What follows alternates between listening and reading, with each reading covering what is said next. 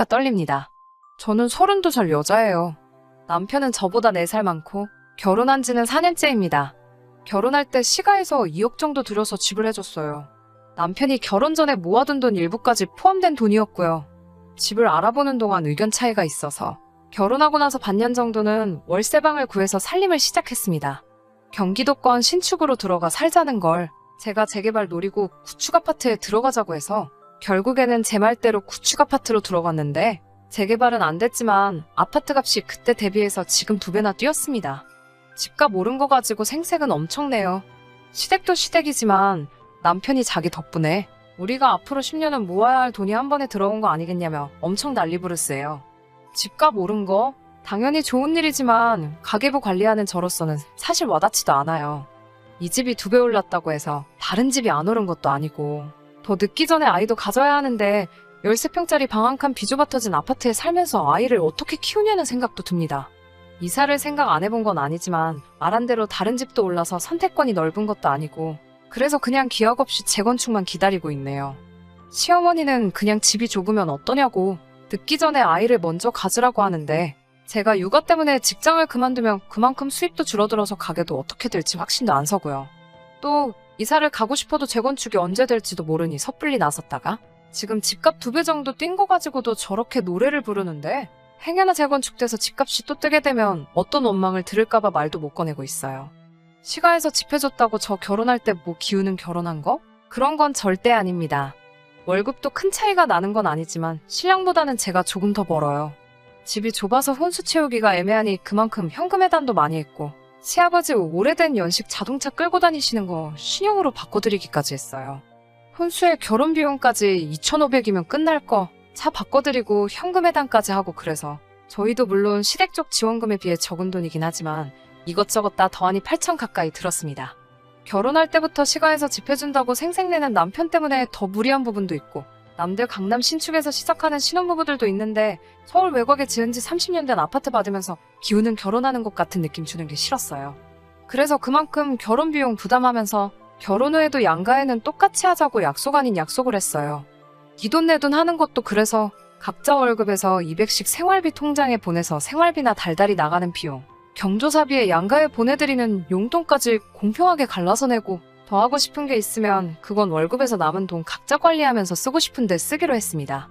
양가에 똑같이 하자는 약속은 당연히 지켜질 거라고 생각은 하지 않았지만 적어도 노력은 할 줄 알았는데 제 오산이었습니다. 전반적으로는 잘 지켜지는 것 같았지만 사소한 것들이 항상 문제였어요. 예를 들자면 제가 시댁에서 일하는 만큼 남편은 처가에서 널브러져서 편하게 있는 것 같은 거요. 그런 사소한 것까지 꺼내자니 제가 너무 졸렬한 사람이 되는 것 같기도 하고 궁두고 대충대충 하기는 하지만 명절날 친정에 가면 설거지라도 하려고 하거나 청소기 돌리는 정도는 도와줬기 때문에 그냥 참았습니다. 저는 결혼하고 처음 몇 달 동안은 시댁에 못해도 일주일에 한 번씩은 안부 전화 드리고 했어요. 그런데 어느 날 친정아버지랑 통화하고 있는데 우리 사위도 잘 지내지? 하고 물어보시더라고요. 저는 남편이 당연히 알아서 안부 전화 정도는 드리고 있는 줄 알았는데 결혼하고 몇 달이 지난 상황인데도 단 한 번도 먼저 연락한 적이 없다고 하시더라고요. 어이가 없었지만 그것도 그냥 넘어갔습니다.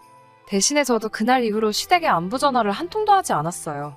어느 날 남편이 시어머니 연락을 받았는지 저한테 와서 묻더라고요. 왜 요즘에 우리 집에 안부 전화 안 드리느냐고요. 당당하게 안 한다고 대답했더니 이유도 묻지 않고 저를 가르치려 들었어요.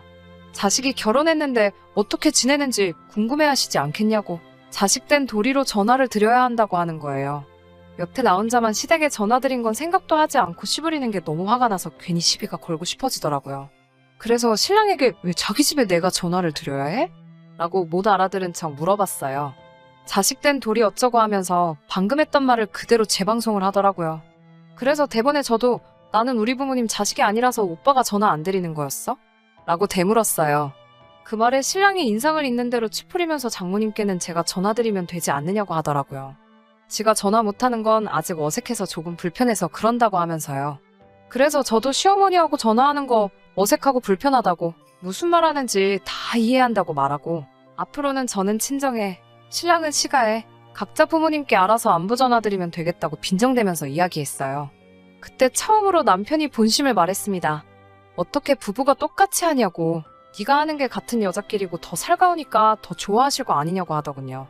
그걸로 한참을 네가 하네 내가 하네 싸우다가 신랑도 고집부리고 결국 결론이 안 날 것 같아서 그냥 앞으로 전화는 각자 부모님께 알아서 하는 걸로 이걸로 다시 이야기하지 않기로 확실하게 못 받고 마무리 지었습니다. 그렇다고 진짜로 아예 안 한 건 아니에요. 처음처럼 매주 연락드리는 건 아니지만 가끔씩 안부도 묻고 하고 있어요. 최소한의 도리라고 생각하거든요. 남편은 그 뒤로도 아니 아예 결혼하고 단 한 번을 우리 부모님께 먼저 연락드린 적은 없지만 퇴근하고 같이 있을 때 한 번씩 전화 바꿔주고 하니 그냥 그걸로 하고 있다는 셈 치고 위안 삼으려고 했어요. 아무튼 사건은 최근에 벌어지게 됩니다. 제가 회사 생활 5년간 하면서 한 달에 5만 원씩 따로 적금을 들어놓은 게 있어요. 어머니 환갑 때 지중해로 크루즈 여행 한번 보내드리려고요. 그 적금이 만기가 돼서 잠깐 예금 통장에 들어왔어요. 이자 조금 해서 돈이 어느 정도 목돈이 되어 있더라고요. 어머니 환갑까지는 몇 년이 더 남았으니 새로 적금 가입하고 요즘 시국도 시국이고 지중해 크루즈 여행이 생각보다 비용이 비싸서 몇 년 더 모아야겠더군요. 그런데 남편이 통장 조회를 했는지 이 돈이 뭐냐고 물어보더라고요. 엄마 환갑 때 두 분 크루즈 여행 보내드리려고 모아둔 거라고 결혼 전부터 모으고 있던 돈이라고 말해줬어요. 그랬더니 우리 부모님은 어쩌고? 이러고 있더라고요. 시어머니랑 저희 어머니랑 동갑이시거든요. 그래서 그거야 오빠가 따로 부모님 환갑 때 하려고 준비한 거 있을 거 아니냐고. 그걸로 보내드려야지 했지요. 그랬더니 자기는 따로 모은 게 없다고. 이 집 살 때 전 재산 다 쓴 거라고 하더라고요. 아직 양가 어머님 환갑까지는 시간이 있으니까 그럼 지금부터라도 모아서 어디 가까운 일본 료칸 여행이라도 보내드리면 되지 않겠냐고 했어요. 그랬더니 대번에 니네 엄마는 크루즈 여행 보내고 우리 엄마는 온천으로 때우려고 하는 거냐며 성질을 박박내며 뭐라고 하네요. 어이가 없어서 나는 이거 결혼 전부터 계속 모으고 있던 거라고. 내가 우리 엄마 아빠 보내주려고 모은 걸 왜 나누냐고. 시부모님 여행 보내드리고 싶으면 지금부터라도 열심히 모으라고 했어요. 그랬더니 대번에 결혼 전이래봐야 1년밖에 더 되냐고. 결혼하고 나서도 모아왔으니 그건 엄연한 횡령이라고 하면서 입에 거품을 물면서 발악을 하더군요. 억지 좀 부리지 말라고. 각자 생활비 통장에 돈 넣고 남은 돈 관리하기로 하지 않았느냐고. 내가 이만큼 모을 동안 오빠가 못 모은 게 오빠 잘못이지 그게 내 잘못이냐고 한바탕 싸웠어요. 남자가 그 돈 가지고 어떻게 사회생활 하냐고. 군말 없이 꼬박 생활비 통장에서 돈 안 뺏쓰는 것만으로도 감지덕지하라면서 호통을 치는 말에 나라고 사회생활 안 하냐고. 나도 일 때문에 만나는 사람 많은데도 다 모으지 않았냐고 하니 대답을 못하고 있었어요. 결국에는 안 되겠다 싶었는지 집값 오른 이야기를 또 꺼내더군요. 제가 그만큼 돈을 모을 수 있는 게 다 누구 덕분이냐면서 집 해준 시부모님 덕분 아니겠냐면서 남들 뼈 빠지게 대출이자 갚을 때 편하게 살고 있는 게 누구 덕분인지 생각해보라고.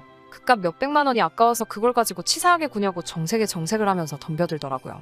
시부모님 여행 보내드리는 게 돈이 아까워서 그러는 건 줄 아냐고. 엄연히 나도 쓰고 싶은 거 참으면서 모은 돈이고 오빠가 앞으로 돈을 모아서 시부모님 우주여행을 시켜드리든 저는 신경 안 쓴다고. 효도하고 싶으면 저한테 대신 시킬 생각 하지 말고 직접 하라고 했어요. 너 잘났다라면서 네 맘대로 하라고 하고는 기어이 그날은 밖으로 뛰쳐나가 외박을 하고 들어오더라고요. 카드 내역 보니 친구들 다 불러서 술까지 쏘고 잠도 숙박업소 가서 자고 온 것 같은데 그렇게 쓸 돈 20번만 모아도 지금 제가 모은 만큼은 우습게 모았을 텐데 하는 생각에 참 한심하더라고요. 진짜 문제는 얼마 지나지 않아서 생겼어요. 명절날 친정에서 저녁 식사하고 나서 텔레비전 채널 이리저리 돌리다가 볼만한 게 없어서 옛날 드라마 재방송 보고 있었어요.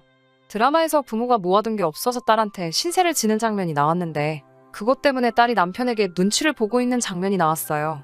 친정부모님이 그 장면 보고 무슨 자식이 노후대책도 아니고 자식한테 너무 피해를 준다면서 혀를 차셨어요. 평소에는 우리 부모님 불편하다고 말도 안 붙이던 남편이 괜히 맞다고 결혼이 무슨 회사 인수합병 하는 것도 아니고 자기도 그 말이 100번 맞다고 생각한다고 맞장구를 치더라고요. 그러고 돌아오는 차 안에서 진지한 표정으로 저한테 물어보더라고요. 혹시 장인 장모님 노후 대책은 다 되어 있으시냐고요. 다 되어 있는 건 맞았는데 왠지 기분이 쎄해서 알려주기가 싫었어요. 그래서 워낙에 그런 거 잘 말씀을 안 해주셔서 잘 모르겠다고 대답했는데 남편 표정이 아주 가관이었습니다. 그러고 나서 하는 말이 노후 대책이 안 되어 있으면 큰일인데 이러면서 걱정하더라고요. 그게 무슨 뜻이냐 물었더니 앞으로 큰 집으로 이사가면 시부모님을 모시고 살 계획이었는데 장인 장모님이 노후 대책이 안 되어 있으면 어떡하냐고 원망하듯이 말하더라고요. 시부모님을 모시고 산다니 그건 결혼 전에도 하지 않은 이야기고 양가 똑같이 하기로 하지 않았느냐고 따졌어요. 나도 맞이인데 노후 준비가 돼 있으신다고 한들 어디 아프시기라도 하면 그게 시부모님이든 친정부모님이든 자식들이 모셔야 되는 게 도리이지 않느냐고 했더니 또 정색을 하면서 집값 오른 이야기를 또 꺼내더군요. 우리 부모님이 집 해주지 않았냐고, 친정에서는 해준 게 없지 않냐면서 당연히 집값을 내준 만큼 노후 준비를 못하신 게 맞으니 시부모는 우리가 모시고 사는 게 맞다는 논리를 펼치더라고요. 친정에서 비교적 적게 한 건 맞지만 친정 부모님 노후 준비는 이미 제가 시집 가기 전에 다 끝난 상태였어요.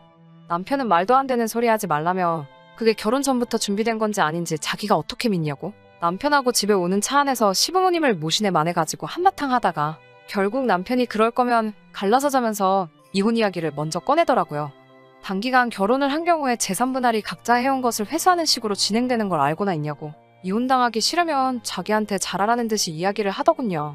혼수매 시아버지 바꿔드린 차를 가져온다고 해도 감가상각이 적용되기 때문에 제가 손해볼 거라는 걸 알고 이혼하자는 말에 겁먹을까봐 꺼낸 말 같았어요.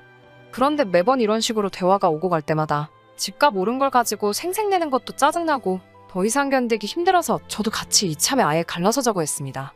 나중에 후회하지 말라고 호통을 치는 모습을 보니 아주 역겹더라고요. 얼마 뒤에 이혼 전문 변호사를 찾아갔는데 제 경우에는 남편이 알고 있던 사실하고는 조금 다르더라고요. 제가 핸드폰도 신혼살림 차리기 전부터 쓰던 걸 아직도 사용하고 있던지라 남편과 결혼 준비하면서 주고받던 대화 내용이 그대로 저장되어 있었어요. 그때 경기도권 신축하자고 우기던 남편과 재건축 예정인 구축을 구하자고 저와 의견 다툼을 하던 대화 내용도 그대로 저장되어 있어서 변호사님이 그걸 보더니 혼인 중에 부부가 협력하여 이룩한 재산이 있는 경우에는 재산 분할을 청구할 수 있다는 말을 해주더라고요. 그때부터 남편 얼굴이 사색이 돼가지고 이혼은 그냥 해본 소리라고 자기가 잘못 생각했다며 다시 잘 해보자는데 이미 오만정이 다 떨어져서 남편이 원하는 대로 이혼해주려고요. 그때 그 울상이 된 표정만 생각해도 속이 아주 꼬셔 죽겠어요. 그런데 그걸로는 만족이 안 되네요. 이혼 서류 어디다가 숨겨놨냐고 도장 여기다가 두고 갈 테니까 나 퇴근하기 전까지 찍어놓으라고 했는데 이젠 제 도장까지 숨겨버렸어요. 하지만 결국 남편과는 이혼할 계획입니다. 그동안 가질 않아서 휴가도 쌓인 게 많으니 친정부모님하고 그 돈으로 세계 일주나 다녀와야겠어요. 제 사연은 여기까지 하고 이만 마치도록 하겠습니다.